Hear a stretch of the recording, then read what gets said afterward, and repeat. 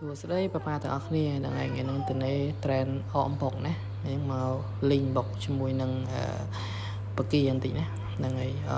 បែរជាគ្នាយើងធ្លាប់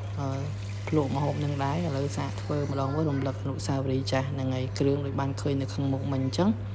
អានេះយើងលាងបកាតិចទៅណាដោយសារបកាយើងទិញពីផ្សារមកយើងដឹងថាគេធ្វើមិនដែរហ្នឹងហើយយើងបើកភ្លើងចង្កែនមកប៉ក់ហ្នឹងហើយតមកទៀតយើងចាក់ខ្លាញ់ចូលមកហ្នឹងហើយចាក់ខ្លាញ់ចូលមកល្មមណាកុំឲ្យខ្លាញ់ចាំពេកពីខ្លាញ់រំបេះដូងតែអីខ្ញុំប្រើប្រេងឆានេះរៀងល្អដែរណាហ្នឹងហើយយើងចាក់5ប្រេងឆាមកល្មមមកបន្ទាប់មកយើងកូរខ្លាញ់របស់យើងដែលយើងចាក់ហ្នឹងណាឲ្យវារៀងក្តៅខ្ទះបន្តិចទៅហ្នឹងហើយគេថាអកអំបុកណាពេលខ្លះឡាយវាហឺតអញ្ចឹងទៅវាបានអកបុកទៅវារៀងហៀលមកពេលដែរណោះហ្នឹងហើយឥឡូវយើងដាក់គ្រឿងដែលយើងច្រាមហ្នឹងមកមានខ្ទឹមសខ្ទឹមក្រហមលាយជាមួយនឹងស្លឹកក្រូចសើចហ្នឹងណាហើយរៀងឈ្ងុយហើយយើងកូរវាទៅកូរមកកូរទៅកូរមកឲ្យរៀងយូរបន្តិចមកដើម្បីឲ្យវារៀងក្រហមរៀងឈ្ងុយអញ្ចឹងណាបន្តមកទៀតយើងចាក់បការបស់យើងចូលមកដែលយើងបានលាងទឹកហើយហ្នឹងហើយចាក់ចូលមកយើងកូរវាទៀតទៅបន្តកូរវាឲ្យវាចូលគ្រឿងជាមួយនឹង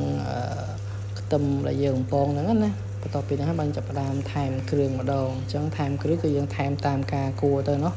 ហ្នឹងហើយស្ករតិចអំបិលតិចប៉ុន្តែខ្ញុំវាមាន2នាក់នៅផ្ទះហើយចូលចិត្តខុសគ្នាមួយចូលចិត្តរាងស្រាលមួយទៀតចូលចិត្តរាងដិតតិចហ្នឹងហើយគ្រួសារខ្ញុំក៏ចូលចិត្តរាងស្រាលទៅខ្ញុំចូលចិត្តរាងដិតតែមិនប្រៃណាស់ណាទេគាត់ថាខុសគ្នាតិចតួចអញ្ចឹងកន្លែងហ្នឹងមានវិធី2យ៉ាងណាបងប្អូនបើសិនជាប៉ាដែលគាត់ចង់ញ៉ាំបែបលក្ខណៈឲ្យគ្រឿងនឹងចូលជាតិជាមួយនឹងអំបុកយើងកុំទាស់ដាក់ចាំយើងចាក់អំបុកនេះចូលចាំយើងដាក់គ្រឿងតាមក្រោយតែដោយសារតែគ្រួសារខ្ញុំក៏មានចំណូលចិត្តខុសពីខ្ញុំតិចតួចអញ្ចឹងទៅក៏យើងដាក់គ្រឿងមុនទៅអញ្ចឹងយើងញ៉ាំទៅបានពីរបៀបហើយកន្លែងហ្នឹងហ្នឹងហើយបើចង់បានរឿងគ្រឿងដិតយើងញ៉ាំ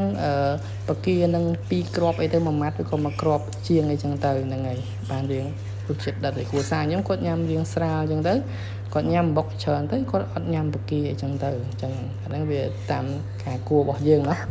ហ្នឹងហើយអញ្ចឹងវីដេអូហ្នឹងវា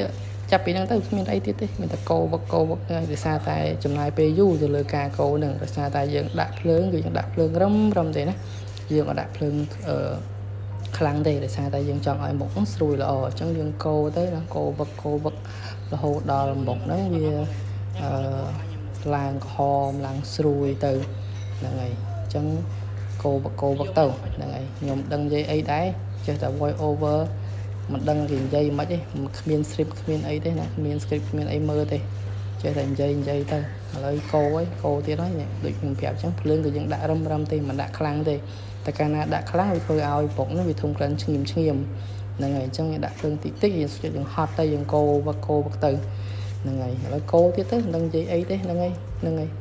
ស្ដាប់ខ្ញុំអញ្ចឹងសិនទៅមិនដឹងធ្វើមិនដឹងនិយាយអីទៀតហ្នឹងហើយដឹងកន្លែងហ្នឹងវីដេអូវាកូរខ្ញុំចេះឆ្ងល់ដែរមិនបានថតកន្លែងហ្នឹងយូរម៉េចហ្នឹងហើយដល់ពេលថតណែកញ្ញានេះទាញ៉ាំដោះគោញ៉ាំមិនអស់ទេខ្លួនឯងតជួយបញ្ចុកហើយញ៉ាំដោះគោតមានរបស់លួងទៀតបើគ្មានរបស់លួងទេញ៉ាំអស់ទេហ្នឹងហើយអញ្ចឹងដៃមួយខាងគោវឹកអំបុកនោះដៃមួយខាងនេះបញ្ចុកដោះគោហ្នឹងហើយនិយាយទៅពិបាកណាដោះគោញ៉ាំក៏បានតិចហ្នឹងហើយតលួងណាបានញ៉ាំមានកូនមួយដូចមានកូន3ក្នុងផ្ទះអញ្ចឹងទៅអត់ដែលទៅនេសោះហ្មងហ្នឹងហើយឥឡូវយើងមើលអំបុករបស់យើងទៀតទៅវីដេអូហ្នឹងវាមានតែប៉ុណ្្នឹងទៅមកណាយើងកូរវឹកអំបុករបស់យើងទៀតទៅព្រោះឲ្យទុកយូរវាខ្លោចអញ្ចឹងយើងកូរទៅមកវាឈ្ងៀមណាយើងកូរដាក់ភ្លើងតិចកូរទៅរហូតដល់យើងមើលមកល្មមណាយើងមើលមកល្មមទៅថាអំបុកហ្នឹងអាចញ៉ាំបានហើយស្រួយហើយ